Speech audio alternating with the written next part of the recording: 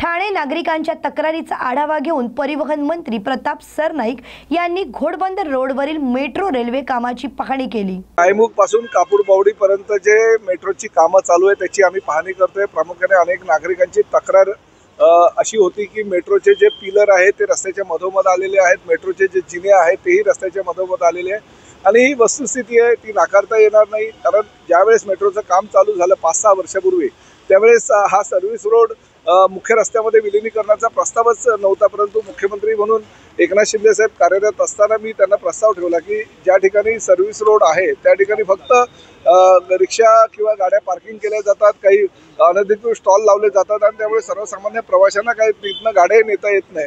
त्यामुळे हा service road आम्ही मुख्य रस्त्यामध्ये मर्ज केला। 600 कोटी रुपये त्यासाठी आम्ही MMRDAच्या माध्यमातून खर्च करतो आणि पुढील 6 महिन्यामध्ये तो सर्वसामान्य ठाणेकरांच्या सेवेमध्ये सुद्धा हा सर्व्हिस रोड येणार आहे।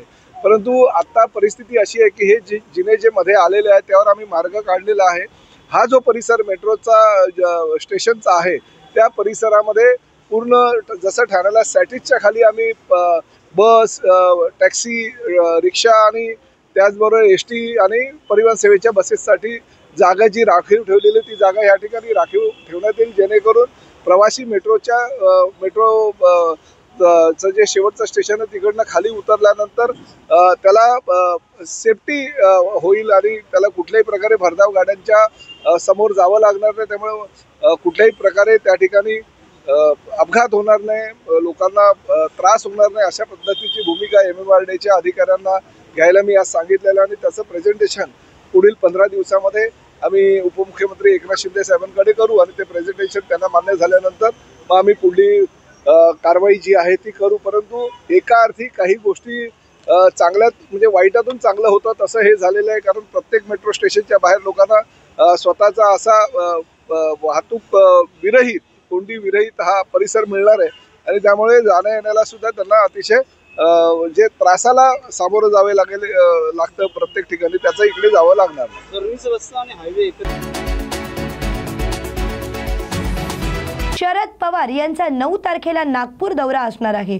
मंडल यात्रेची अंमलबजावणी शरद पवारांनी महाराष्ट्राचे मुख्यमंत्री असताना देशात पहिल्यांदाच केली।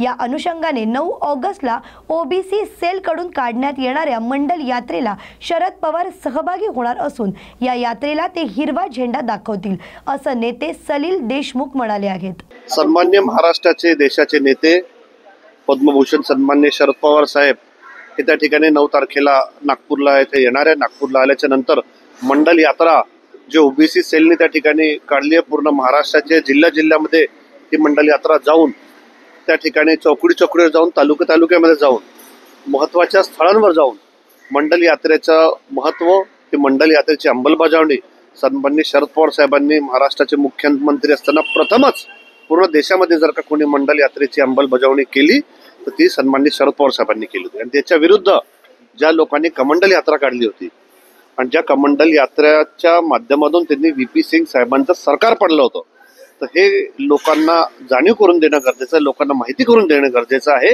की त्या ठिकाणी खरे OBCचे जनक कोण आहेत, खरे OBCचे दुश्मन कोण आहेत। शरद पवारांचा आणखी काय दौरा असणार असेल, कुठपर्यंत या यात्रेत सहभागी होणार? नाही, सन्मान्य शरद पवार साहेब येतील, यात्रेला हिरवी झेंडी दाखवतील, यानंतर अनेक पदाधिकाऱ्यांसोबत त्यांची बैठक होईल, अनेक विदर्भातून लोक येतील त्यांच्यासोबत त्यांची बैठक होईल। अनेक म्हणजे दरवेळेस पण जसे येतात तर त्या हिशोबाने बरेच विचारवंत, बरेच कवी, लेखक यांच्यासोबत पण सातत्यानं साहित्यिक यांच्यासोबत पण सन्मान्य शरद पवार साहेब आपले एक संबंध ठेवून त्यांच्यासोबत चर्चा त्या ठिकाणी करत असतात आणि यांच्या माध्यमातून क्रीडापटू असतील या सगळ्या लोकांसोबत सन्मान्य शरद पवार साहेब एक संवाद दरवेळेस ठेवत असतात, हे आपण सातत्याने पाहिलं।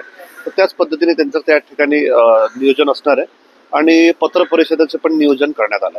भंडाऱ्याचे भारतीय जनता पार्टीचे आमदार परिणय फुके यांनी एका कार्यक्रमात बोलताना शिवसेनेचा बाप मीच असे वक्तव्य केले होते।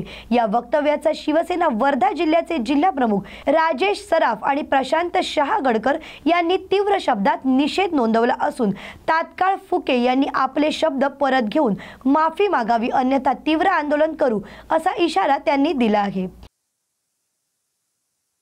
काल भंडाऱ्यामध्ये भाजपचे आमदार परिणय फुके यांनी बाळासाहेब ठाकरेंविषयी जे वक्तव्य केलं की शिवसेनेचा बाप मीच हे वक्तव्य अतिशय चुकीचं आहे.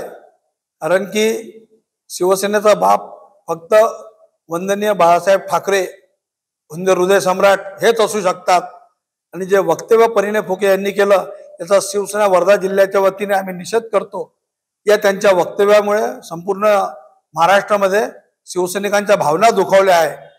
हिंदू हृदय सम्राट वंदनीय बाळासाहेब ठाकरे हे संपूर्ण हिंदुस्थानचं दैवत आहे. आणि शिवसेनेचा बाप मी असं म्हणून परिणय फुके यांनी जो स्वतःचा गाजावाजा केला यांचा वर्धा जिल्ह्याच्या वतीने आम्ही जाहीर निषेध करतो.